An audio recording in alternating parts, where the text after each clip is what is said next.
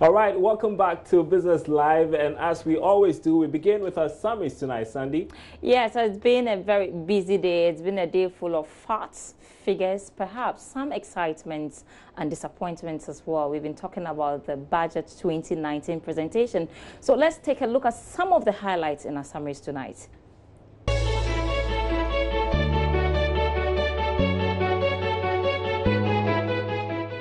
The government has targeted to grow the economy by 7.6% in 2019, an increase from last year's figure of 6.8%. Presenting the 2019 budget statement in Parliament, Finance Minister Ken Ofori-Atta says the 2019 fiscal year also targets a single-digit inflation of 8%, a fiscal deficit of 4.2% of GDP, primary surplus of 1.2% of GDP, and gross international reserves to cover not less than 3.5 months of imports.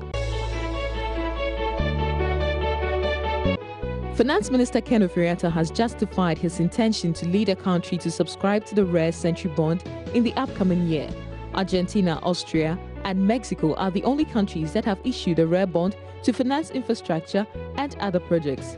The finance minister stated that the ultra-long-term bond is important to finance massive economic transformation plans next year. He said these landmark economic transformation plans require more ambitious financing arrangements and the capacity to retire half of the country's debt secured under a high interest rate environment during the previous administration.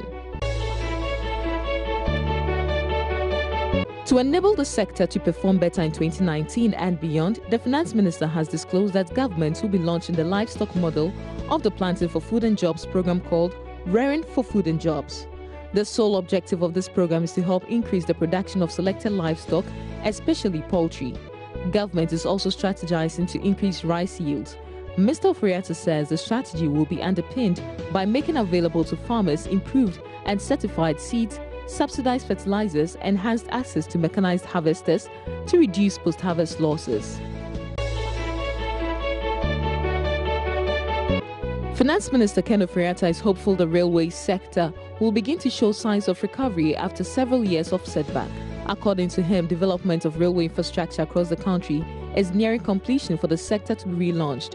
Government in 2018 commenced the rehabilitation of the existing 56-kilometer narrow gauge line from Kojo Krom to Tarkwa through Insuta corridor to restore passenger rail and freight services for the first time since 2007.